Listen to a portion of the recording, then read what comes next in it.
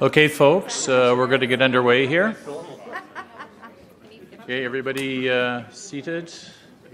Please get comfy. Just wanted to let everybody know, courtesy of DeGiro, we are live streaming this session and every other session that's in here on the RTDNA Facebook page. The sessions in the Dominion Ballroom South will be recorded and then posted on our Facebook page as well. So if you want to review our great panels, then you can later on. I also, another note, stick around at the end of this session. We're going to be giving away an Amazon Echo, courtesy of CNN, one of our proud sponsors. So please stick around. Now, there is a bowl that's going around to the tables. Please put in your business card. Otherwise, you will not win.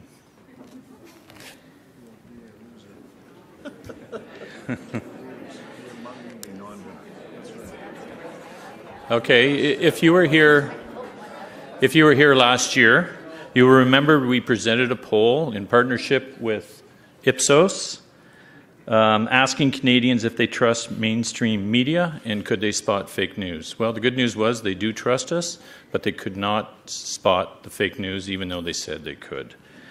So they also, this year, we went back to the public to see if they still trust us. And so we have some very interesting results, which we'll reveal shortly. Fiona? A little up and down here. So with all that, I'd like to welcome all of you. Thank you for doing this. It's one of our highlights. So Andrew Coyne needs a little introduction, a columnist with the National Post, a regular panelist on the At Issue panel on CBC. And we really thank you, Andrew, for taking the time to do this. So take it away. Thank you. Well, thank you very much, and thank you, everyone, for coming. I'm told this is a larger turnout than last year. So I'm hoping that means it's the return of the expense accounts. We have a distinguished panel, which I will introduce in a short while, but I want to just, first of all, introduce Daryl Bricker, the CEO of IPSOS Global Public Affairs, who's going to brief us all on this very interesting polling he's been doing on this issue of trust. Thanks, Andrew. Hey, another poll. So what I'm going to do is be showing you some results that are very current. In fact, I just saw this presentation yesterday, and we finalized it this morning. So it's 1,000 Canadians that we interviewed online about what they think about the news media and what they think about trust in Canada. Detailed findings, well, we're not going to get into too many details, but enough to give you a flavor for what we found. So the first point is that in terms of trust in the traditional news media, it's down a little bit. Now, we ask a different question on this than the one that you saw before. This is less about whether or not you trust the people and more about what you trust about what they do. In other words, is it a good place for you to go get unbiased, or as you can see the question down there. In general, how much do you have confidence in the traditional news media when it comes to reporting the news fully, accurate, and fairly? And as you can see, it's declined a little bit. It's down 4 points from last year. Not horrifically, but obviously in an undesired direction. What we've also seen, though, is a decline in the credibility of broadcast news. It's down a little bit, only about 3 points, not too far outside of the margin error, just a little bit. A little bit of a decline in news radio, but we've seen a pretty big increase, actually, in online-only news publications in terms of trustworthiness. So starting to dig in a little bit in terms of the problem that they used to have that we saw, at least in the results last year, where people had what I would call a digital discount. Anything that they found online, they tended to discount in terms of credibility. That seems to be clawing up a little bit in this year's survey results. Canadians are twice as likely to be overwhelmed by the news they receive and don't really crave as much as they used to. So for example, 28% of us are saying that we're overwhelmed by news. By the way, this is coincidental with a lot of other sociological data that we've been seeing on public opinion, in which people really feel overwhelmed by the pace of change in the world these days, and they feel really overwhelmed by the amount of information that they are receiving and being subjected to. And the way that they're dealing with this is they're basically developing heuristics in which they try to break down who I can trust to deliver me something that I can actually use, that I can actually believe. So it's not so much just about the trustworthiness of the actual information that's provided, it's about the trustworthiness of the people who are providing it. The answer to this, by the way, is not giving people more details. It's about trying to improve the amount of trust that you have in an institution. And I think the last speaker gave you some strategies and some ideas about how to do that. But this is not specifically related to the media as much as it is related to how society and the pace of information, the amount of information, how that's affecting what people think about just the world that they live in these days. Men say that they like to see a little bit more news, so do people who are a little bit younger. Women feel especially overwhelmed by the amount of information that's out there. And by the way, this is consistent with lots of other findings that I've seen on many other areas of information. Boy, Donald Trump. People really don't like this guy in Canada, but they really don't like seeing him on the news. And I think that there's a correlation here, probably between the amount of Trump and the amount of conversation about Trump and a slight decline in what we're seeing in terms of the credibility and trustworthiness of what's being reported on the news. I try to avoid news about Donald Trump. Half of the respondents told us that. In fact, 25%, a quarter of the people that we interviewed, said that they really try to avoid news about Donald Trump. My wife is among them, by the way. Donald Trump is a newsmaker, so he should be featured prominently on the news. Only 34% of Canadians agree with that. And finally, when it comes to Donald Trump, I can't get enough of him. Yeah, well, 19% agree with that, so 1 in 5 say that they can't get enough of Donald Trump. The rest of the population have heard just enough. In fact, half the population strongly disagree with that statement.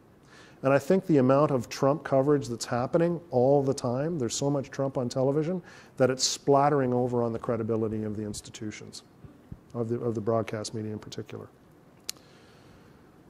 Interestingly, only half of the population is prepared to say that the coverage of Trump is fair. 43% say that it's unbiased. So if you like Trump, you think he's not getting a fair shake, but even if you may dislike Trump, you may not think that he's getting a fair shake either on the media. So given that the media is perceived to be supposed to be this fair, trusted source of information, that they're not really performing what the public sees as a very good job on this one particular topic, shows you what the potential is for a corrosive effect on the credibility of the media. Opinions split on the objectivity of covering Canada's political leaders. 53% of us agree that news organizations are fair when they're covering Canadian political leaders, and half of us believe that news organizations are unfairly pile on to Canadian political leaders if they have a misstep or a gaffe. So there's just this general sense that it's a bit more of an attack-type journalism than maybe we might have seen in the past. One big change that we've seen over the space of the last year is the rise in credibility of friends and family. I think one of the ways that people are dealing with the overwhelming amount of information that seems to be out there is they're looking for different sources that they can trust that can curate this information for them. Obviously, traditional Canadian media is very high on that scale, but increasingly people are forming themselves into these little tribes in which they believe that they can trust what they're being told by people that they know who are part of their friends and family circle. So there's a curation function that's taking place there beyond the media itself. But interestingly enough, when we were talking about celebrities, sponsored posts, prominent business or political leaders, their level of credibility is way, way lower than it is for the traditional media. And more importantly, your friends and family. By the way, the friends and family thing has been around for a long time too. 1 in 4 can't always distinguish between news and commentary. Now, we did this great survey last year that got a lot of attention for the RTDNA, in which we actually went out and tested people's ability to spot fake news. And we compared it to their level of education, and we also compared it to their level of confidence about their ability to uncover fake news. And what we found was 63% of the population couldn't pass a test in that area, and it had no degree of correlation between their level of confidence to be able to do it, and it had no degree of correlation to their level of education. So we're not really good at it. And this further underscores that point. I can't really always tell the difference between commentary and what is a news story. Next, I trust established news brands known as mainstream media to give unbiased coverage on political issues. Most of us believe that. especially those who are older. 1 in 3 want news and social media feeds to reflect their political leanings. Half want more established news brands in their feed. So we have this contradiction or conflict that's taking place between the brands and people actually just wanting to look at stuff that they already believe, which is the real problem with expertise. The reason we see expertise rising in terms of trust is people are saying, yes, I trust my experts. They don't necessarily trust experts as a class. They trust experts that confirm what they believe. There's a confirmation bias in this. And we're seeing this increase. And again, it's right back to the credibility of the people who are delivering the information as opposed to the quality of the information itself. So just a few final thoughts. The Trump effect has spilled across the border and is now affecting the credibility of Canadian news sources, which I think is a very interesting finding. The decline in trust seems to be more about what's on the news than it is about the institution itself. But you can see what's on the news is also having an effect on the institution. And finally, younger audiences represent a special challenge. One of the things that when you get into the details of the survey, you find that everything that relates to traditional media is much lower for the younger population. Anyway, my thoughts. Over to the panel. Thank you. Thank you, Daryl. Well, thank you very much, Daryl. I'm just going to stand just because if I sit, I'm sort of behind the podium. So we now have a distinguished panel, as I say, of news executives. On the furthest from me, you have Troy Reeb, Senior Vice President of Global News. Next to him, you have Jonathan Whitten, Deputy Editor-in-Chief of CBC News. And next to him is Wendy Freeman, President of CTV News.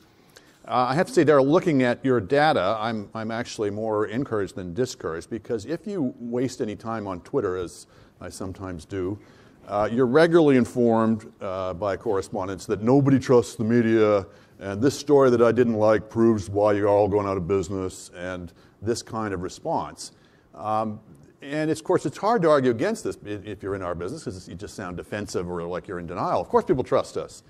But my experience, and maybe your experience as well, is that people who just say these blanket statements about, I don't trust the media, I think are talking through their hat. They trust their own media. They trust the media that tells them what they already believe, and they sort of consign to the margins anything that conflicts with their worldview. So to some extent, I think this issue is overblown. It seems to me the biggest problem with trust is not with the broad population, but with a hardcore. Am I right in this, I guess, first of all, the panel? And second of all, what, if anything, can we do to regain the trust of those who've decided that we're just not to be trusted, we're all on the side of whatever side that they think we're on? Maybe, Wendy, you want to start with that? Yeah, well, it's interesting you're saying that, because I think what we're seeing is people like to get news from what Daryl considered their tribe. So, they go on Twitter, they go on Facebook, they have their group of friends. They like to share news. They like to talk about, politics that they're all interested in. And the disruption is, when it's not like that, and that makes them worried, and that makes them scared when it's not what they want, when it's out of their tribe. So I think that's something that's really going on today. And it's up to us, though, as news organizations, to really represent the facts. And, sometimes it does make people uncomfortable. And sometimes it shows up in their Twitter feed, well, CTV or Global or CBC or anybody is, fake news. No, we are, giving you the facts. But if it's not part of your tribe, it makes you feel uncomfortable. And I think that's part of what's going on, is people like it to be what they feel of. And if it isn't, it makes them uncomfortable and it's fake. Jonathan, am I right in just blaming the public? This will just infuriate them more, or do we bear our share of the responsibility? What's the balance here? We absolutely bear a share of responsibility. I think there was a really interesting conversation that began immediately after the U.S. election, which talked about how did we miss what happened as a starting point. Part of the solutions discussed at that time was we need to get out more, we need to be in more places, we need to get more perspectives. It was a really interesting conversation that quickly got squashed, I think, just by the magnitude of the story itself. I think it's a conversation we should go back to, because I think we do bear the blame in many ways of narrowing our choice of story, not being diverse enough in our choice of stories, narrowing where we do stories from, narrowing the positions we take on stories. To go back to the abundance of Trump coverage everywhere, I think that creates a huge distortion of what's going on in the United States, and we're absolutely guilty for that. We have bureaus in Washington, and for the most part, they are on that story, and they are in their offices, and they are watching what's happening down the street, and they're regurgitating it each night. We need to get out, and the more that we get out, I think the more we can break that distrust. In fact, I think getting out for me is, you asked earlier about what are the strategies. I think getting out is a huge strategy for us. We are under intense pressure to be on more platforms, to be on, we're already on radio, television, many digital platforms. There are more coming. It does put pressure on us remaining inside the newsroom, and we're not going to break this issue of trust if we don't get out more, if we don't open more smaller bureaus. I know Global's doing a great job at that. We've done a few ourselves in smaller places, speaking to different kinds of people. So getting out to me is a big factor in regaining that trust. Troy, where do you come into this? Do we just not get it? We're not getting out enough, or is there just basically these tribes that just are going to tune us out no matter what we do? Well, I think what you're seeing here is it's a symptom of fragmentation of the media environment. And a generation ago, you talk about the Washington bureaus of the various networks. Generally, they were all covering the same story at the end of the day because the Canadian networks were the way that American news got to Canadians. Of course, now there's thousands of American outlets that get directly to Canadians, and I think really what we're seeing is there's more original journalism being done now than I think there ever was, and I do not think that there is actually a lower standard in terms of the stuff that gets into the paper, gets online, gets on air, at least from the large mainstream outlets that have codes of conduct for how we do editorial. The old days there were easily as many mistakes. They just weren't amplified by the internet ecosphere, yes, where somebody would record everything that went on, or parse every single paragraph in an article and somehow say that's wrong, that's wrong, that's wrong. And in many ways, the easy, lazy way of doing second stage journalism, I'll call it, is internet outlets primarily, though we have some others. Fox News built a whole reputation on they spent less time covering news and more time covering what the other news was covering. And we have a whole slew of outlets that's what they do now. Because they don't have resources to put into original reporting, instead they look at others' original reporting and then they try to pick it apart, and they get audience in doing so, and that contributes to the lack of trust. It's not to say that it's not a valid exercise, because I think media criticism is important. But I'm not sure how you put that genie back in the bottle. Just to take up something that Troy was talking about, maybe Darrell bring you into this. I'm not aware that there was a golden age when we were all very trustworthy and we got all our facts right and we never made mistakes, or that the public thought we were just the bee's knees either. But if anything, I think the standards are improved today from 30, 40, 50 years ago, and partly because we're not just printing corrections the next day. We've got 4,000 people fact-checking our asses in real time if we get stuff wrong. Do you have, what's the story in terms of the am I saying longitudinal right? No, the time series data. If we go back 20, 30, 40, 50 years, and how much of this is the reality and how much is the perception? Is it, as Troy says, that in fact we're more accountable, we're more transparent now, and so people can see us making mistakes that they might not have been aware of in the past? Well, I think part of what we lose track of in this type of a conversation, because it is about the media, we focus on the media, but this is generally a social issue. It's human beings have changed, societies have changed, and one of the biggest changes that we've seen is this decline, and you're seeing it again in terms of the provincial election that's happening in this province. This decline of the idea of the center, this consensus, this easy consensus. I wrote a book in which I called it the Laurentian Consensus. This idea that there's this sort of very narrow group of space of conversation that we have, and the media fits within there, and they all kind of report on these things. But what's happened is similar to what we're seeing in the United States, and we're seeing in actually most countries in the world, is this tribalization where people are moving in this direction, and they're starting to identify with their particular group of the world, and they're starting to sort through their media the same way. Who is it that I can trust? If I watch Fox News, am I trusting them for the facts that they report? Well, I'm not really getting into the details of the story, but I trust their judgment, so I'm going to trust what they say. and then MSNBC or CNN, or in Canada, CBC, or I trust CTV, or I trust Global. People are starting to sort their world out on that basis. And that's a very, very different environment in which to operate. And what it also leads to, I think, is this, and the ease of technology obviously makes it more prominent, this idea that what my job is to do is to attack the other side. Yeah.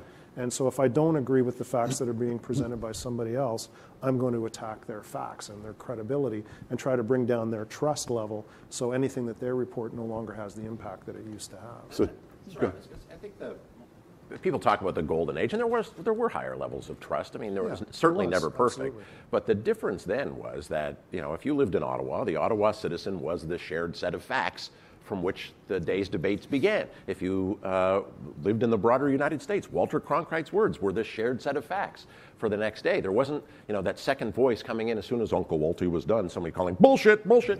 But that's what we have now with so many different sources and so much fact-checking or alternate fact-checking in real time. And that's why I don't know that this trend's not just going to continue. Yeah. Just very quickly, Daryl, I gather it's worse in the United States than here. Is that right? Well, it's more pronounced, but I mean, if you go to a place like France, or you go to a place like the UK, or you go to a place that just went through this in Italy, it's very, very similar types of phenomena. I think Canada, we're starting to see we're at an earlier stage of this process, but it's the same trend, and yes, more pronounced in the United States. And the other thing is, as I think you alluded to, there's a broader decline in trust in everything. Of which we are a component, right? Well, the problem is, and I remember this from graduate school, I'm sure you guys took these courses too, in which we sat down and we talked about the fact-value distinction, right? There's values, which are, your personal beliefs, and facts, which are sort of natural, real-world facts. Well, the truth is, facts have actually become values. And people are now questioning all those facts because the person who's presenting them can either be trusted or cannot be trusted. And the real difficult place for the media in all of that is that's how people are making their decisions about who to watch or who to believe or who to engage with. It's whether or not I can trust you to deliver facts that I almost agree with. Yeah, and Wendy, that brings us to the question of fake news. Fake news not in the sense as some use it, as Trump used it, of any news that I don't like, but this proliferation of intentionally misleading or outright false stories, either for financial gain or for partisan advantage or maybe for geopolitical strategy. I think to some extent this is overblown, and I don't think it decided the U.S. election. I think there's been some degree of overstatement on this. But no doubt, the reason people are putting out this is they think there's an audience for this stuff. And I guess maybe the way I would phrase the question to you is the problem with fake news the supply of fake news, or is it the demand? Is it the fact that people seem more than willing to believe this stuff? And if that's the case, how do we in the legit news business respond to that? Well, I think a part of it is what I said before, is people wanting to hear stuff from their friends because they trust their tribe and they want to get news that they feel makes them comfortable. But I do have to say that I think it is changing now because of what happened, the bad press with Facebook and what happened with the American election and other social media companies, that people are now starting not to trust them as much. So they are looking at their feeds in a different way. And they are saying, this is not a legit source, so I will not look at that, and I will trust CTV News or CBC or Global, a traditional media company. And I think that is starting to happen. And I think we're seeing a big difference than a year ago in the poll you did the last time. Which is why I was a little surprised that it said social media was so high, whereas the other poll just ahead of it said the opposite, because of the bad press that is going on with Facebook, etc. And I think a part of it is that these social media companies now also have to bear responsibility for that as well, with what's going on. And it's important for us as well. And I think that's a big part of it. And I think we will see a change. I think we're already seeing a change, that people are trusting us and coming back to us. Jonathan, is there an opportunity in the wreckage for purveyors of real news, or are we all just getting dragged down to the same mire where nobody believes any of us? No, there's a huge opportunity. The numbers we saw this morning were I thought, really encouraging in terms of legacy brands, as John termed it this morning, and people's trust in those brands in this country. So there's a huge opportunity for us as a group to take advantage of that. For sure, though, we need to take advantage of it together, because, despite I think what we saw this morning, there's not a lot of delineation between our brands when people are visiting, where they visit multiple brands. So if we can work together and come up with solutions and strategies to make sure that we are continually trustworthy as a group, not just as one network or another network, because we really are in this together in terms of being seen as legacy brands, I think there's a huge opportunity, and I think we saw in the numbers this morning. The problem, Troy, though, is, if a fake news purveyor, all their stories are false, nobody seems to hold them to account for it. If we make one mistake, it's all over the news, and we've seen this in the United States, right? Where CNN will get one story wrong, and for the next week, all we're hearing about is that. How do we fit that into this of trying to winnow out the fake from the true? It's a great question. I mean, to your first point, I actually do think the problem is on the demand side as much as the supply. We all know that the carefully researched journalism, fact-checked, investigated, is expensive. It takes a long time. If you just make up some salacious lies, you can do that within seconds and slap it online, and you put a good headline on it, and people are going to want to click on it. And we're all part of the problem, because almost every mainstream media's website down at the bottom is littered with this garbage. If you hear somebody who's got an onion taped to their ankle and it's a new cure for cancer, and it's there because we're getting some kind of feed of cash back from it for that clickbait crap. So I think we have some cleanup that we need to do on aisle 5. And to the question of those guys are never held accountable, but we are, absolutely, and it's a real issue, because one little error on one story, suddenly political actors particularly will use that to tear down every piece of journalism. Yeah, well, you can't trust Global because they screwed up that thing in Steinbach, Manitoba one time. And it does impact anyone. Yeah, or you can't trust anyone. Yeah. I have to say, though, I can't stop watching those two lynx screaming at each other. So I'm obsessed with that. So that's not what I'm talking about, though. It's the outbrain stuff. And, But yeah, and so let me take that up. Not to anticipate what I want to ask later on, but this is a raging battle within the business, is clickbait, or this notion of counting hits as being the only measure of whether a story is worth publishing, et cetera. And I think we do a danger that, the way I put it when I was having these arguments at the Post is, people read a story in the Post for one of two reasons. Either, oh, that looks interesting, click, or I'm a National Post reader because that's who I am, and they express a certain point of view, and that kind of brand identification, maybe Daryl, you'd like to get in this as well, is do we risk damaging our brands as trusted purveyors of news, or as whatever it is that we're trying to purvey as our brand, if we're just chasing clicks, if we're chasing these eyeballs? Well, yeah, absolutely, because it really is about the trust of the institution to perform the task that it is that democracy and citizens expect. But also understanding that, there are people who are actively out there trying to take advantage of the fact that you're doing that. I know, right, for example, on any story, big story in the United States, that 15% of the social media traffic are bots. Right. Out of Russia, out of various countries that are trying to have an influence on the discourse in the United States. I know for right now in the Ontario election, there's probably between about 5 and 8% of all of the account activity that's happening on social media that's related to this election campaign that are bots. From other countries, people who are just playing around to see if they can have an effect. These kinds of things pick up stories, put fake news stories out there. They affect the type of traffic, the type of commentary that's taking place online, and people react to it. So the difficulty for the news media is when you're involved in a market that's like this, that's being distorted in this way, what's your place? Anybody want to make the case for chasing clicks? But that's a really scary thing when you talk about the bots, though. It really is. Because, we're in the middle of an election. We have a federal election coming up. And again, what are the social media companies going to do about it? Facebook, I know they're putting in all sorts of measures. They did this week, too, for political advertising. Again, it's not only on us, it's also on them, because that's really scary, because you do influence people. I was going to say, in terms of clicks, the great thing for us, and I'm not sure it's the same for Wendy and Troy, but the thing that makes the decision easier for us is that the kind of material that does well for us is actually original journalism, investigative journalism, things that are off agenda. So it's not as if we face a situation where that kind of work goes into disappears into the ether, and the links, is where all the traffic is. Our traffic, not just around page views, but around engaged time, which is an increasingly more important metric for us, tends toward the investigative and the original. So it makes the decision almost in a sense for us on the right side of the equation, I think. Investigative and original journalism still does the best. But in every newsroom, though, there's a big chart, or electronic thing showing the traffic things. And is that valid, Troy? Should we? Sure it is. Is that the right measure?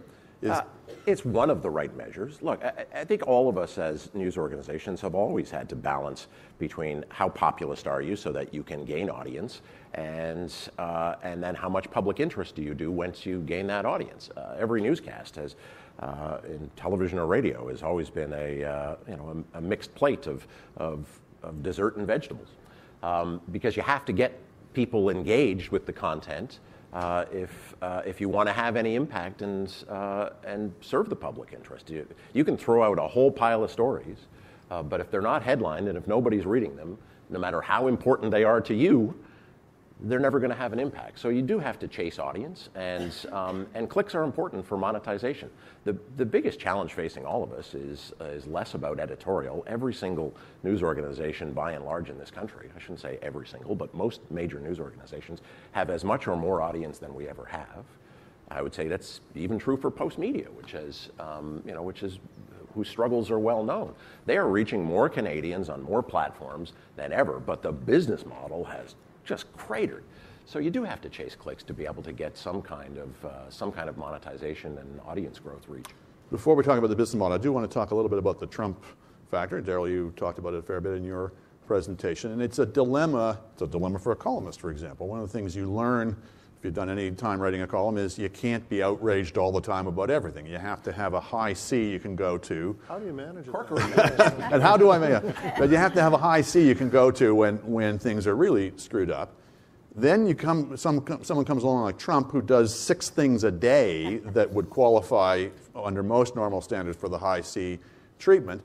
If you do that, then people tune you out and they say you're just biased against him. You think everything he does is wrong. If you don't do that, then you're basically giving him a volume discount, that he can just get away with stuff that nobody else would get away with just by the sheer multiplicity of it. So, I guess my question is, how do you cover something like that? How do you find that right balance where the reality is, if I can say reality, is he's doing stuff that's so far outside the norm of anything that by most standards would be expected of a president, and yet do you risk getting a section of your audience just tuning out and saying, we can't trust you, you're just anti-Trump, you're biased against Trump? Wendy, do you want to tackle that first? That's a great question, because we struggle with this every day, and we hear from our audience, and some say, you don't have enough Trump on, and some say you have too much, and some say we're anti-Trump, and some say we're pro-Trump. And we literally get the same on both sides. Our job is to do the facts, and every day we try and report the facts, and we try not to be biased, and we try every day to decide what goes in a lineup. And again, we try to report the facts. That's our job. And we always have people who are going to say everything. You're against, you're for. It's like that with everything we cover. We just seem to be covering a lot more of this. But again, our job is to report the facts. But then somebody will come back to you and say, 95% of your coverage of Trump was critical, was negative. Not you, per se, but the media in general, which is probably true. But if 95% of what he's doing is by any normal standard... Again, we report the news. Yeah. That's our job. And just let the chips roll where they may. Yeah. Jonathan, how do you resolve this dilemma? I mean, what we're trying to do, and I mentioned a little bit earlier, is spend less time on the pronouncements, on the drama, and more time on the impacts. So again, it's getting out of DC, talking to farmers, talking to auto workers, visiting the wall, doing that kind of work, which I think in some ways at least tries to provide some context, a sense of the people who do support him and do think what he says and what he does makes sense, and trying to balance it out that way. It's hard though. The demands on a Washington bureau for all of us are huge. It's early morning to late night. The news never stops in a way that we've never seen before.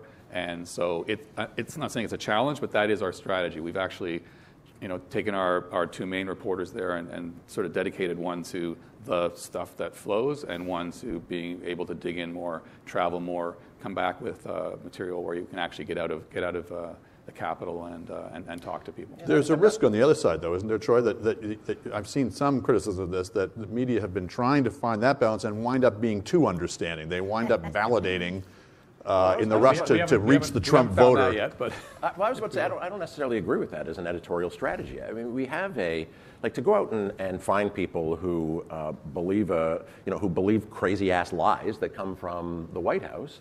I don't think that's, talk about confirmation bias. You're just going to keep reinforcing the validity of something which is invalid. I'm not talking about streeters. I'm not talking about going out and finding people who specifically support him. Overall, we're trying to get to the understanding of where that support comes from. When you do talk to farmers, when you do talk to people that are impacted by trade, factory workers, steel makers, it's about their livelihood, it's about their job. It becomes more emotional. They're real people. You can relate to the situation. It's not just going there to contextualism is important. We're not going just to find people that that support him and everything. Right, but I guess my point is that last weekend we saw the President of the United States say that he was going to order the Department of Justice to basically undertake an investigation of his political opponents. If that had happened in another country, there would be no two sides coverage in the New York Times or on ABC News, and yet somehow that's what rolled out in the United States and to a lesser extent in Canada. That somehow, let's hear both sides of the possibility of having the executive branch order the judicial branch to. Well, let's delve into that because we're so vested in our business in the both sides idea. Yes. For example, on these political panels. How do you handle this question, that you can't not have a representative of the Republican Party, of the Trump administration, and yet what do you do if the people they send you to be in your panel just go out there and flat out lie and not stop doing political panels? Honestly, and that's what horrified me through most of the U.S. election campaign is that, the more and more that the Trumpian arguments got to the fringe, the more that the balance continued to follow it until finally they would just be having people come up there and say, yeah, the sky is green. Right. But Wendy, you have to have some of that, don't you? And if you are going to have these panels on and they're lying, you have to challenge them. And the person in that chair, the journalist in that chair, the anchor in that chair has to challenge them. The speaker before talked about what is the antidote for fake news. It's real news. Right. It's the truth. So if they're lying, we need to say the facts. No, it's actually this. You're lying, and call them out. And again, we don't do that enough. Anchors have been reluctant in the past to do that because it sounds like they need to be well prepared. Yeah. And we need to call them out. So if someone is lying, we need to report the facts and call them out and tell the truth. Jonathan, you want to add anything to that? Or? I'm more on the don't do panels on Trump. Don't do them at all? We did some through the election, but we just haven't done it in that same kind of way because as you know, finding a Republican who will speak on behalf of Trump is not the easiest thing to do, and we just don't do as many. But even in Canada, bringing three people out to regurgitate their talking points, I don't know, actually adds much value. We do too much of that. But you have Yeah. to probably have some. You can't have none, right? Well, I can tell you, I refuse to do them. Really? I won't do them. No, I think it's boring television. I think it's lazy. I think that I'm not being critical of your situation, but I'm not a partisan. We're not sugarcoating things, people. I'm not a partisan. I'm not there. I'm there allegedly to present the facts about public opinion. And I did enough panels when I was, for example, with CTV, where I'd be stuck between Ezra Levant and Stephen Leger. Why am I there? I mean, it's just to me. I'm sure people enjoy it. I think it's kind of artificial combat, and I don't know that people learn that much from it, and I frankly don't think I've got something to say every day about something. So I just don't do them. And Global's very nice that they don't ask me to do them, I just think there's got to be a better way. But that's just a personal opinion. Let's talk now a bit about the business model that we're all wrestling with. Certainly in the print side of things and the TV side of things, I imagine it's somewhat similar. And of course, these things are all converging. As you guys all know, our business model used to be provide people a lot of other stuff that will attract eyeballs, sell the eyeballs to the advertisers, use the revenues to then subsidize or cross-subsidize the news. That's certainly in our business has broken down pretty severely. The advertisers have left us for Google and Facebook, who made a better mousetrap. They're not coming back. And so some of us in the business are now moving towards the pay model. You see the New York Timeses, the Wall Street Journals, the Financial Times of London, et cetera. And they seem to be, I mean, 2 years ago, I was just throwing my hands up saying nothing was working. They seem, if I'm not wrong, to be making a go of it. Is something like that the future of our business? Are we moving now from an advertising-financed model, and we'll talk about the particular situation of the CBC in a second, but more broadly, are we moving from an advertising-financed model to a more directly reader-pay model? And if so, who's going to survive that? Are we all going to make that trek? I actually think that it's terrific that, you know, we're starting to see that the paywall is working in the United States. So I do believe that there is hope. You know, as Troy said earlier, our ratings are just as good as they were many years ago. In fact, I was just saying about our coverage of the royal wedding this past Saturday, which was on a long weekend, on a Saturday morning at 4 a.m., we had the same ratings we did in 2011 for Will and Kate. And that was on a Friday at 6 a.m., not on a long weekend. So that's pretty amazing with cord cutting and, you know, that we could still bring in the same amount of eyeballs. And that's just on traditional television, linear TV. So it just shows you how people and big events, big news events, are still bringing people in. Our biggest problem is monetizing that. As you said, you know, people are spending money on digital, and those digital are digital dimes as opposed to big advertising dollars. So that's our, you know, our big issue. So for us, for moving forward, will we end up with some sort of pay model? It's possible. You know, our job right now is to deliver the news on every platform, on all devices, for everyone at all times, at any age. And that's what we're trying to do. We have to be everything for everyone. Troy, we have faith, though, over time that we will be able to, you know, start making money, whether it's under a paywall. You know, we're still making money, and we're preparing ourselves for the future that we are everything to everyone on every platform and on every device. Troy, what's common to those examples that I cited, of course, is that they're all very high quality, very large audiences, very expensive propositions. Is that something that's doable in Canada? Can a pay model work in Canada? Do we have the scale? Do we have the quality? Can we make the proposition to readers and viewers that we're worth paying for and put up the paywall to match it? I'm pessimistic on that. I don't know that the market is big enough. When you're talking the New York Times or the Washington Post, both of whose paywall business strategies have been boosted by Trump, to be quite frank, and the demand for increased accountability. I don't know that we have that kind of scale, or we can achieve that kind of scale in Canada. Potentially, my friend to the right and his team are a big barrier to that. Let's face it, the CBC has a mandate to do as much content and give it away for free as possible in the general news space, and whether you agree with that or not, it does create, if there's that much free out there, it creates a disincentive for people to open up their wallets and pay. And if you look at the, even the subscription-driven television channels, CTV's network is in 10 million homes, maybe a little more, all of them paying $1 a month, about 60 cents of which I think lands back at CBC. That's a lot of cash rolling in, but how many of those subscribers are actually voluntarily saying, I want that, or how many of them are just getting it part of a package? If we have total disintermediation of that space, then the people who are choosing to get that channel are going to have to pay like $10 a month, and are they going to be willing to do that? But total disintermediation of that space is not something that your company would support in any event, right? I mean, that's the packaging of cable channels and the way they... I certainly wasn't going to raise this question, but now that Troy has. It's not just your fellow broadcasters who are now making this criticism, but now as print and digital converge, it's been striking to see some of the commentary in the newspapers from people who might have, I think, in the past been more sympathetic to CBC, saying these people are taking the lunch off of our table. Let me put it this way. Once upon a time, you could make a very strong case for public funding when you couldn't charge people directly for their programming.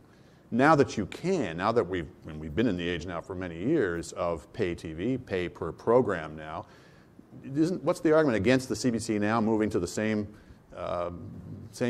format as the other broadcasters and the other publishers of of a reader pay or some mix of advertising. Well, I mean, if you did that, you'd have to move the networks, the television networks model to a different model as well, right? American programming, substitution model, which would change the whole nature of the CBC. We were that model in the past. The national used to be, or Dallas used to be the lead into the national, right? So there was a time when it was much more like the CTV and Global model. And we had great numbers when Dallas was our lead in 30 years ago. We went away from we went away from that, deliberately to create a different experience, a much more Canadian experience, 90% Canadian content in prime time on CBC. So that's a tougher. Are you saying if we took away simultaneous substitution from the private networks, you'd be willing to? It's going away on its own, I think, over time, anyways. Yeah, but, you'd be willing to give up the public funding? I think I heard that. I thought we had a deal here. I'm not in a position to offer up the public funding of the CBC in any event, but don't the same imperatives though? I mean, certainly a lot of people want to get the CBC off of advertising in general. Yeah, and we've had discussions. We made proposals around that for sure. I mean, that's on the table. But is a subscription model though tenable for the CBC? Well, as Troy points out, it works on News Network. The bulk of the network news budget. I mean, it doesn't work that way in terms of how the money flows, but the bulk of the network news budget could, in theory, be covered by those subscribers that Troy talked to. So we're a mixed model in any event. A lot of our money comes from advertising on the national subscribers, as Troy says. So we're already halfway there in any event. We're not, and CTV and Global get many of the same kinds of help that we get around drama and around comedy. So we're not maybe as different as people might think. We have clear advantages. I don't deny that in any. We're very lucky, very fortunate to be in the position that we're in. But we're a mixed model as well. We rely on advertising. We sink or fall on how things do at the Olympics, for example, or how we do in terms of the national revenue. And it is a huge amount of money that we get from subscribers. I hope most of them are aware of what they're getting, more so now, I think, with more transparency. And that's trickling away as well. And that's going to cause us, not as quickly as we thought, but it's starting to fade too. So I think many of the same challenges that are being faced across the board, we're facing as well. The other thing is I don't believe, we've looked at it and crunched the numbers. Us getting out of advertising is not going to save the traditional media in this country. There's no money there in any event, as Wendy pointed out. But that's not the solution. Darryl, let me ask you. You've probably done some research on this in terms of people's willingness to pay for news. They haven't been asked, not just in recent times, but really going back 100 years. At least in my business, I think we covered 20-25% of our revenues from the reader, and the rest was advertising. So this is a totally new world that people are trying to move us into, of a pay model. Are people willing to pay for news, or is that a fantasy? Can I cop out and say it depends? Yes. It depends. I mean, if they really feel the value, like Troy was saying about the New York Times, and the Times are calling for somebody to be that informed in that way, probably. But I think in Canada there's so much free material that's available out there that it's probably a bridge too far, I would think, to ask them to pay more than they're already paying. Let me ask some. There's another piece to that too, and that is copyright protection. And copyright is difficult to enforce in the news space, and there's some good reason behind that. Look, if the government publishes a paper that has some real newsworthy material in there that we think needs to go to the public, government can't assert copyright and not allow us to quote that stuff. But similarly, if these aggregators want to go and publish our exclusive material, they go and grab it and they do it, and they just say Global News reported. And to be honest, I did this the other day. The Wall Street Journal had a great scoop. I do not pay a subscription to the Wall Street Journal. I went and I hit the paywall, and I was like, I just backed up. I went and found the same story on CNN quoting the Wall Street Journal, which was free. And pay up, deadbeat. I have about 4 subscriptions. So. But no, and that's an entrepreneur. And it was less about not wanting to pay the Wall Street Journal and more about the pain in the butt of having to get out my credit card and go through their whole subscription process and then get on their mailing list and No. So there's all those barriers, including the big one of copyright. And I find you can find a story, as like Troy said, any story you can click around and you find it in the end for free, which is pretty amazing.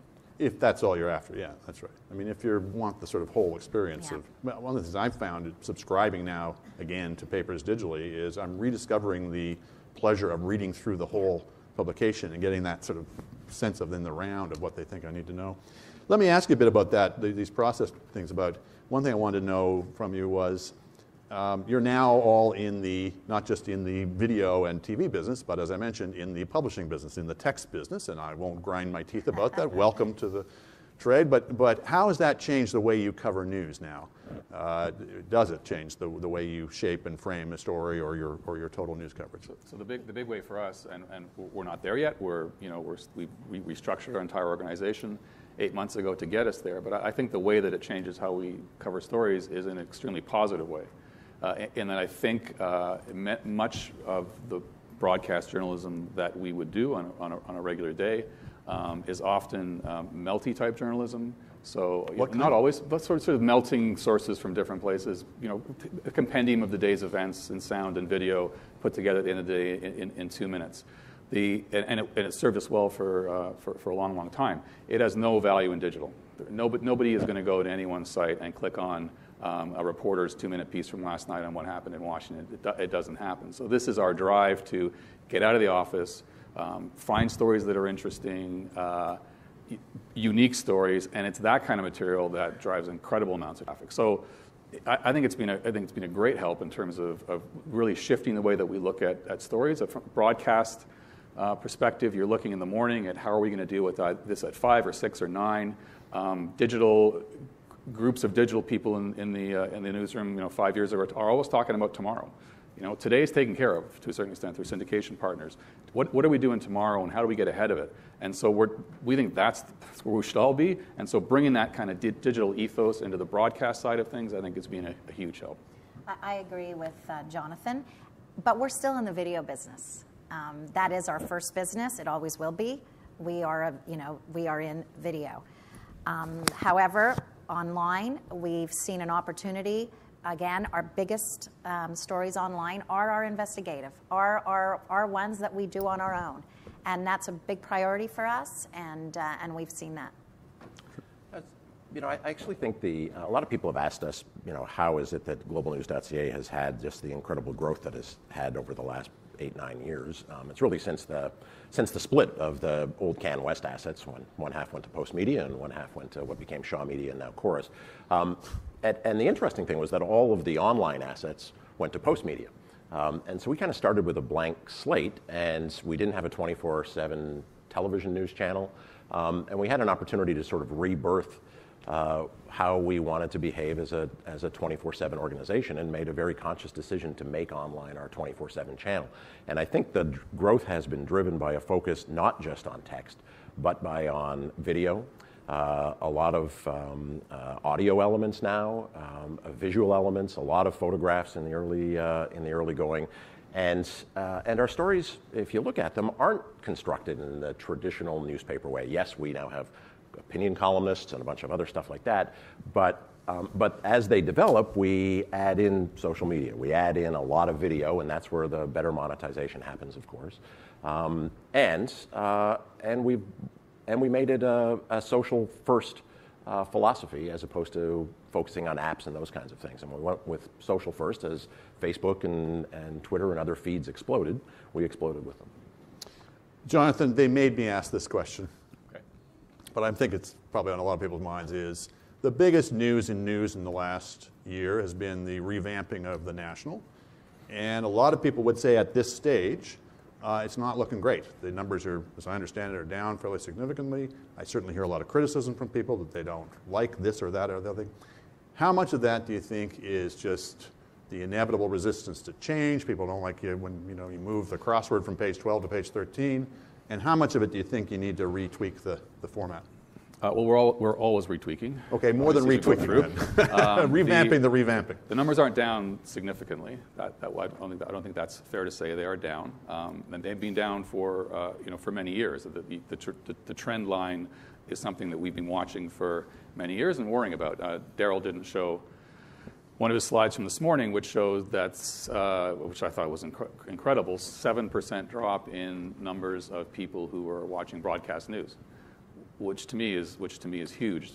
Coming on a study that I saw a year or two ago from Reuters, that the average age of a person watching television news is getting older than the population is aging. So it's actually kind of zooming ahead.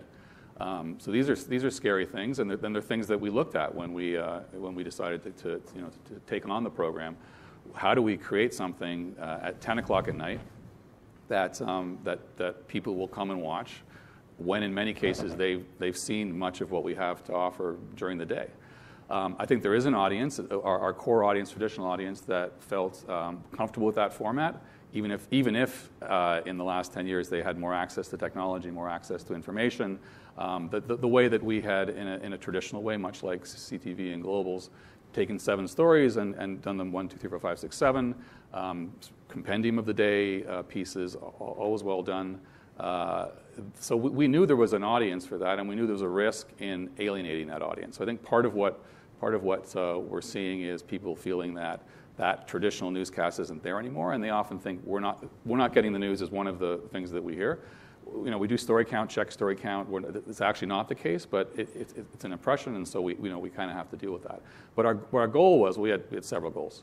One was to create a different experience at 10 o'clock, knowing that we would lose that core audience, or some of that core audience, and hoping to gain some audience. So that was kind of part one, and we did that by spending more time on fewer stories, digging deeper, trying to get more context, more background, push those stories forward, look forward. It's not an easy thing to do.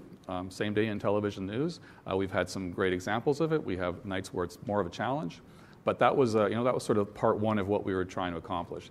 The second thing, which isn't talked about a lot, but I think is extremely important for us, we wanted to create a program that's on for the full 6 hours that it runs across the country. So the traditional model of most networks is do show 1, do show 2, go to bed, cross your fingers. We thought it's time that we made a full commitment to BC and Alberta, and so we built the show with that in mind, and so that's where we ended with multiple cities, multiple hosts to try to spread that across the evening. So that's part two. That's done incredibly well for us. That's been a huge success. Again, numbers-wise, it's hard to know how that contributes, but that's been great. And the third thing, the important thing, was push whatever we had to digital.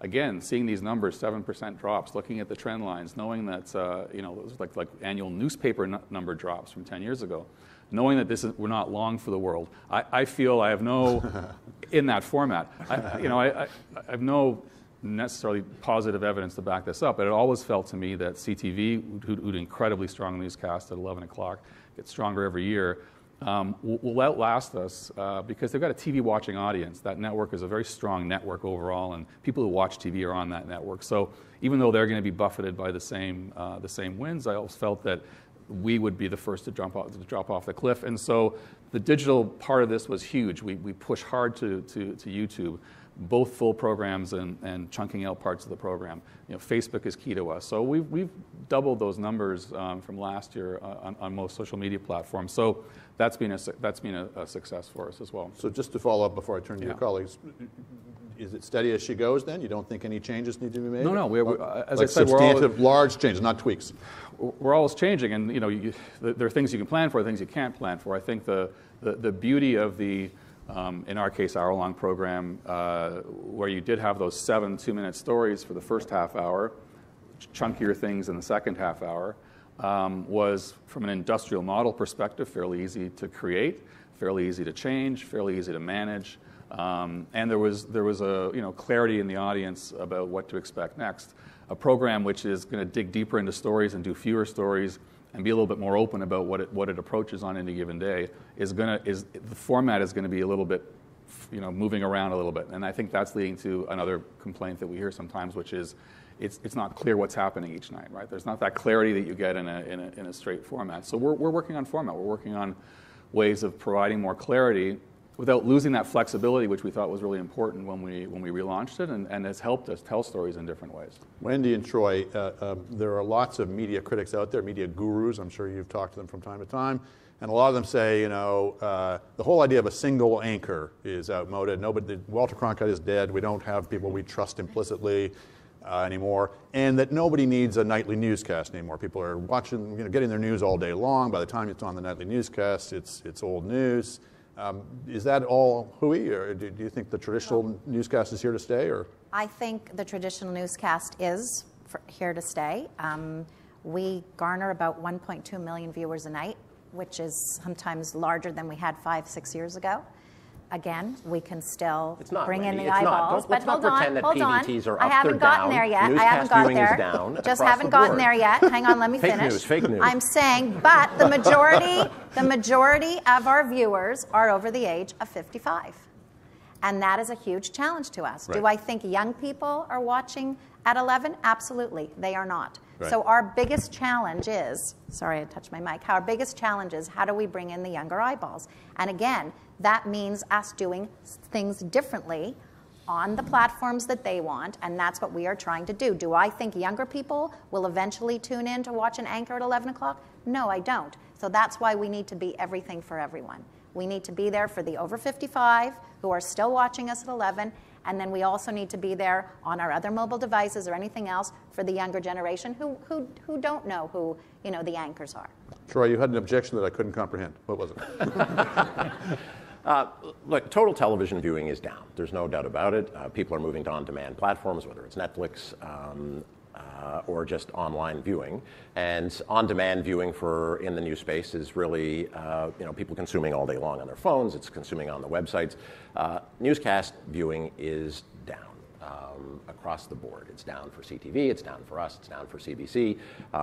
And in fact, we've taken a lot of risks, and I actually give CBC some credit that they took some real risks with the National and how they rebaked it. Everybody can judge what they think of the results, but they needed to because that traditional gathering place for viewers does risk going the way of the dodo. It's funny that the arguments here aren't, Wendy's argument that we need to still serve the 55-plus audience, I'm surprised isn't coming from CBC, because CBC has the luxury of not having to worry about 25 to 54 demos, which is where advertising gets sold. And we do. And you're right, Wendy, it's less about the declines in audience overall, because as older viewers, they're just staying older. People are getting older. They're all hanging in for us, but the number of folks in that 25-54 demo is down substantially for our national newscasts, for our 6 o'clock newscasts, for yours. And that's where we'll continue to have trouble monetizing, where we all have to take some risks so that we can continue to have our brands be meaningful as we shift to other platforms. Troy's been very nice to me today, which I appreciate. But just to, are we done yet? Because I got some more stuff. Yeah. just to correct him though, we actually have more ads per half hour than CTV does, so it does impact us. I want to ask 25 to 54. Sorry, I want to ask one last question, and then we'll throw it open to the audience. And I'll preface this by saying I think YouTube is now 12 years old. The iPhone is 9-10 years old. Twitter is 9 years, 8 years, 9 years. So if you think of all the change that's happened in the last decade or so, I want to ask you, just for fun, cast your minds forward 10 years into the future. How are people getting their news 10 years from now? Will they still be getting it on, is there going to be such a thing as TV 10 years from now? Will our companies still be in existence 10 years from now? Good question. I think in 10 years from now, you will have a screen. You will have all different sizes of screens, small, big, large, and I think you're going to be able to just carry it around, whatever you have, and you can just put it up, and I think it'll all be streaming. Everything will be streaming, and you'll pay for streaming services, different kinds, and you can get everything, if you want it just on your little screen, a big screen, you can bring it outside, gather a whole bunch of people for a big event. That's, God knows that could be 2 years away. I have no idea. That's a great answer. There's a lot of talk in our organization and elsewhere about something which is meant to happen within 10 years. I don't actually believe it will, but I pass it on as something which people are quite confident about, which is that there will be a revolution in the car. Right. Because the car will now be video and not audio as cars start to drive themselves. Right. So that's a big thing that we're actually looking at planning for, a world where video will be king in the car and not audio when people don't drive anymore. Troy? That's what we'll see. The future that we're trying to prepare ourselves for is one where I'm not going to try to decide what device people are going to be watching us on, because that's a mystery, but it's one where all of our news is in easily transportable packets, that video is kind of drag and drop, so that video can be audio, so it can play on radio, it can play online, it can be organized into a linear stream to play on television or whatever the future of television is, so that people can make their choice at any given time to either be active consumers of news, where they're choosing the stories and choosing to read or choosing to click on individual pieces of video, or passive consumers, where they're just putting it into autoplay mode and allowing our editors to serve them up a stream of the most relevant stories, relevant based on their geography, relevant based on the timeliness of the story, relevant based on the popularity and how much traction that story is getting elsewhere. That's the algorithmic future that we're trying to prepare ourselves for, so that that regardless of whatever the consumption device is, that we're going to be ready to serve up the content. And the good news is there will always be news. Yes. The news is never going to go away. It's the oldest There will always be some people profession who in the want to be well world, and it will informed. always be there. So Daryl? It's the second oldest profession. Shares many traits, they would say. I'm always interested in how all of the conversations of this are driven by technology, and where my mind keeps going back to is people. Right. And I think that we have to have a better understanding of who Canadians are and who they're becoming, and how the news, whatever it is that we're going to be producing, this doesn't apply to the news, it applies to everything, is going to fit into what Canadians are becoming. And what Canadians are becoming is not a whole bunch of millennials that are driving whatever is going on. I mean, the median age of Canadian today is 41. Right. When I was looking at the numbers here, I'm thinking, what does a 45-year-old woman think about the news? Because she's going to be more, they're the ones that are really imperiled here. They're the ones that are on, in terms of on the fence about whether or not they're going to be participating with the news or not. They're the ones who are really potential customers that can be expanded with.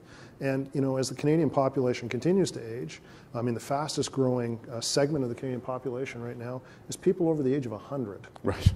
It's up 141%. Yeah. So you sit back and you say, yeah, I get it that the kids are into this and the kids are into that. That's great. But the people who have the money and who are the bulk of the population is actually that older segment of the population. If you're losing them, the question is, how are you going to get them back? And if I can just pick up on one thing in Daryl's research that we didn't talk about, and that I think gives me hope and should give everybody in this room hope, that there's going to be an industry here and there's going to be a market demand to serve. It's the fact that there's that huge chunk of people who are feeling overwhelmed by this onslaught of information and onslaught of news. And those people need a gatekeeper. Yes. They need an editor who can help them sit back, move away from the active consumption, I don't know what to choose, I don't know who to believe, and find someone that they can trust to serve them up stories that are relevant to their lives and meaningful, and help them make the decisions that are needed for their family. And When did you want to add something to that? No, he's making a good point, and I still believe, and I have faith that people want a trusted news source more than ever today. They want all that noise to go away so they can, see what's going on. And like Troy was saying, I do believe that people want that, and so I have faith. Now, I'll be guided by the organizers, but I think we have about 10 minutes for questions. We have about 10, 15 minutes for questions. Okay. So maybe just raise your hands. Oh, that's what I did. Okay. It's like the conch. the microphone. I'm not sure what it is. I wonder, former local news director, and now I teach at Carleton, amongst other things. I guess I'm wondering about local news and all of this, because you've all been talking more from a national perspective. And what I see is this car is driving along and you keep putting a smaller engine in it and then repainting it.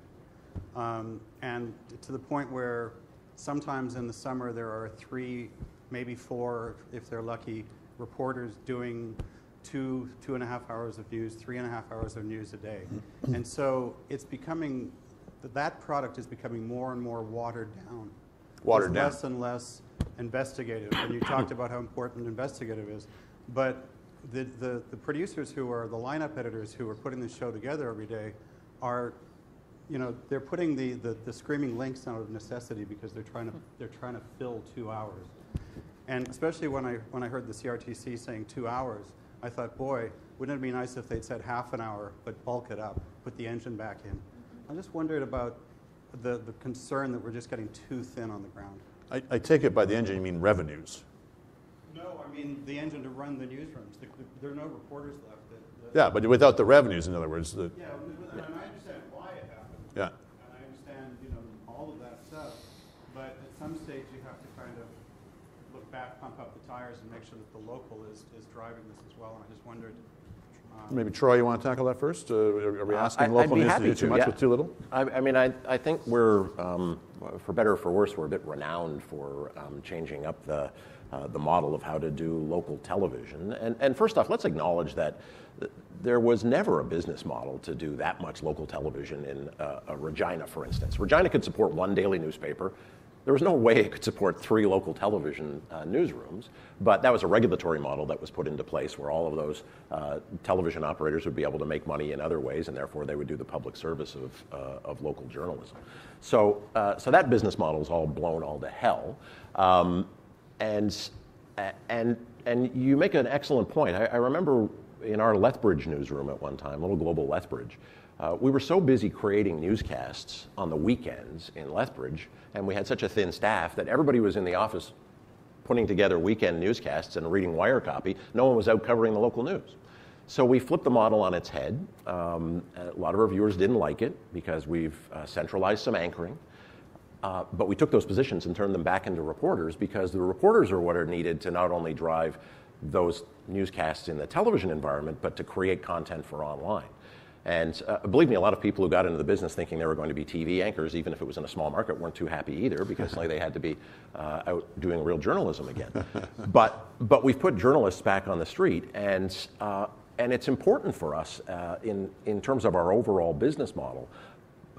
I am firmly of the belief that our national platforms, whether it's the Global National or National Morning Show, these are only a success because we aggregate enough local audience from local markets telling local stories to hand them off to national shows. And those are the front doors to our brand. And we acknowledge that we always lose money on most of those front doors so that we can aggregate people into a larger business.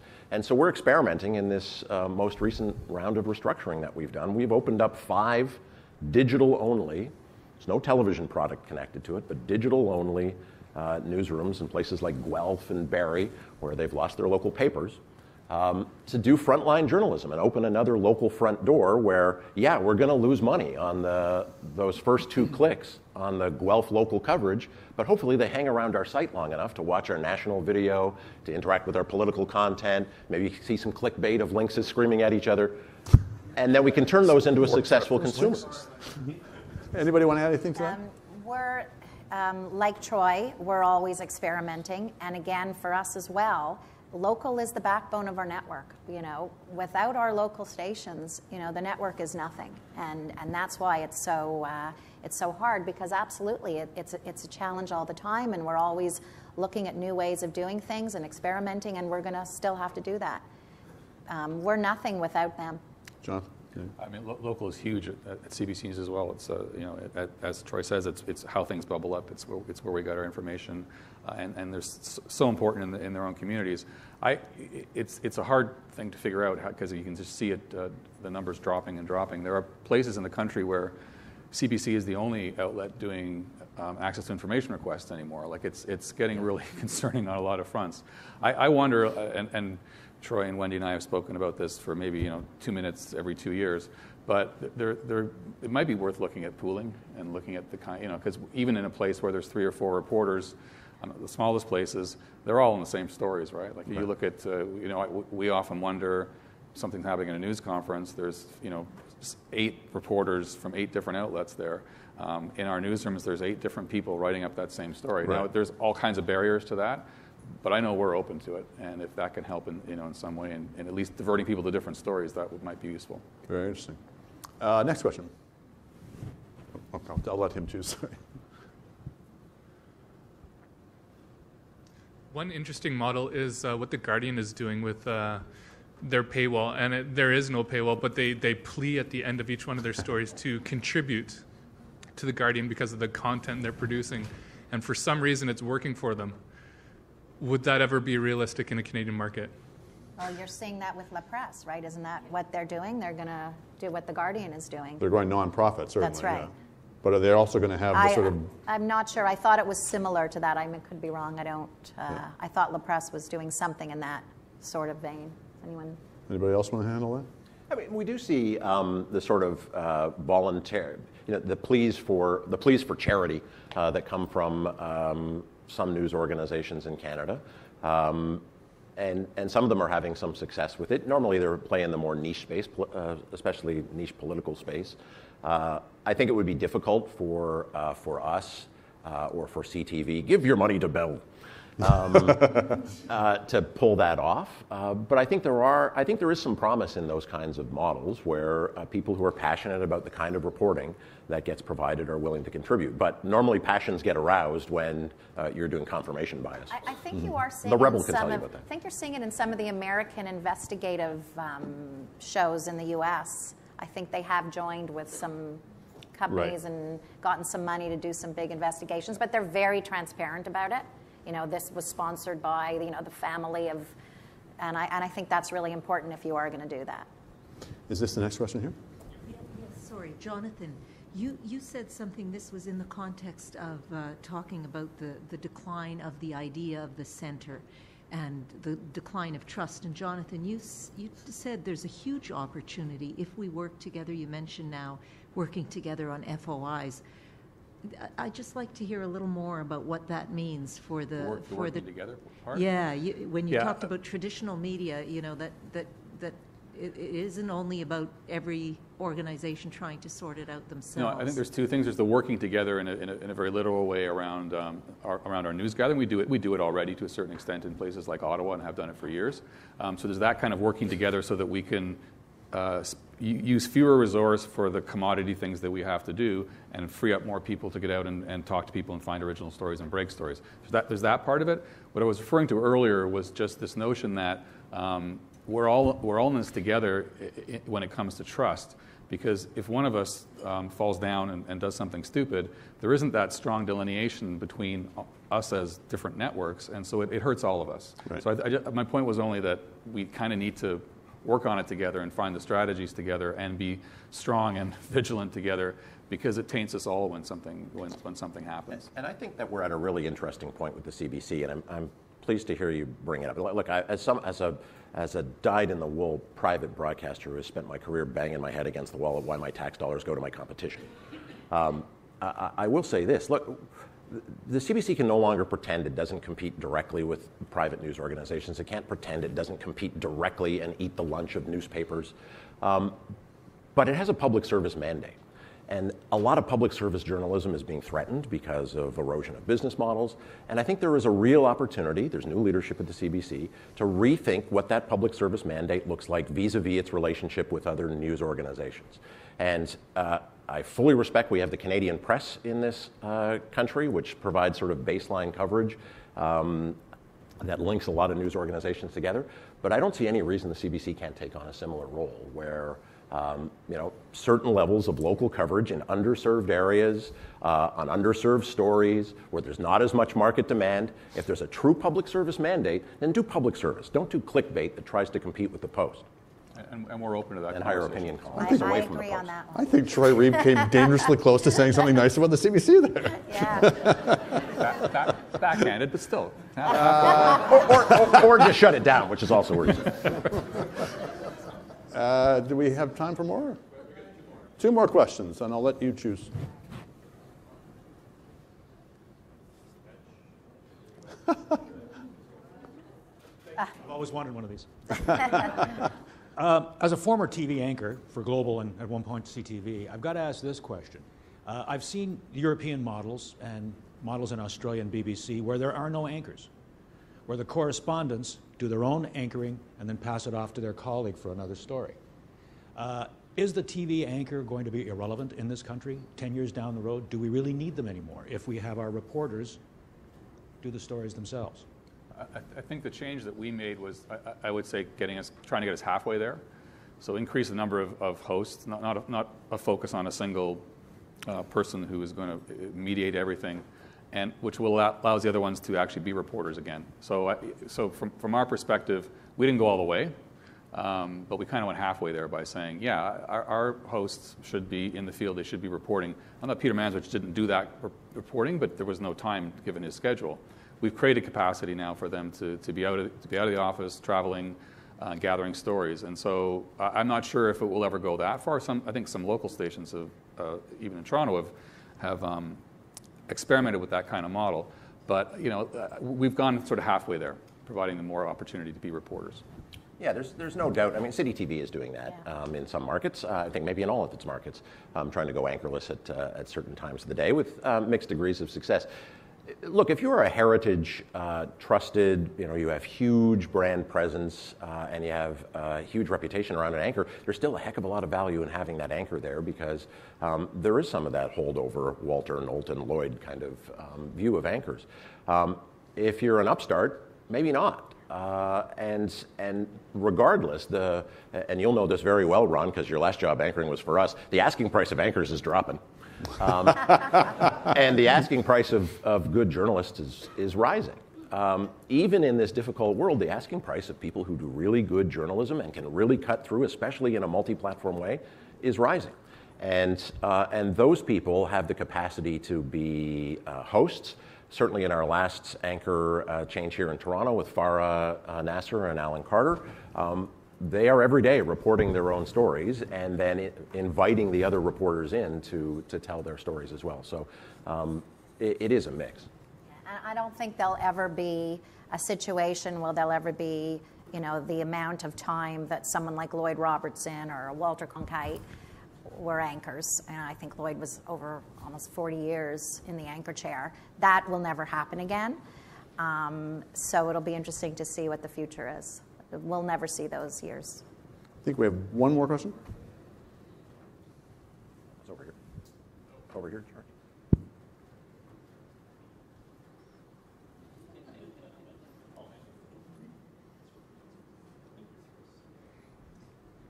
You're talking about increasing revenue in TV and broadcast, and I get that. But there's also the spending side, the efficiencies there.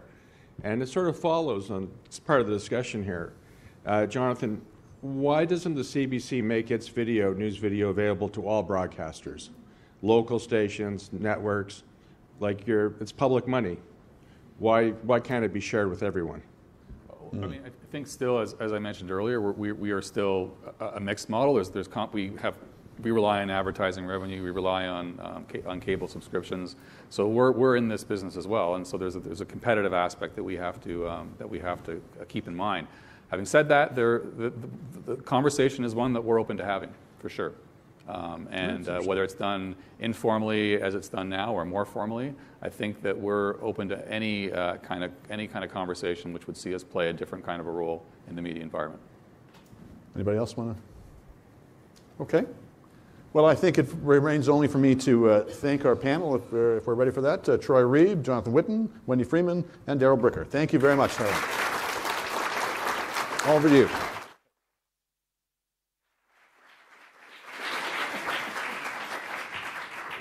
And thank you, Andrew, for this very engaging discussion and everybody else's honesty. And, of course, IPSOS, again, for their continued partnership in providing that very interesting poll and, of course, your deep analysis on some of the findings.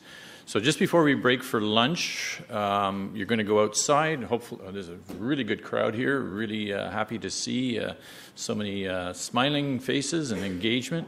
So hopefully we have enough lunch for everybody. But you're going to go outside, get your food, come back in, and we have another really exciting discussion hosted by our President's Award winner this year, Kevin Newman, and talking to Sam Gill from the Knight Foundation. We're going to get the perspective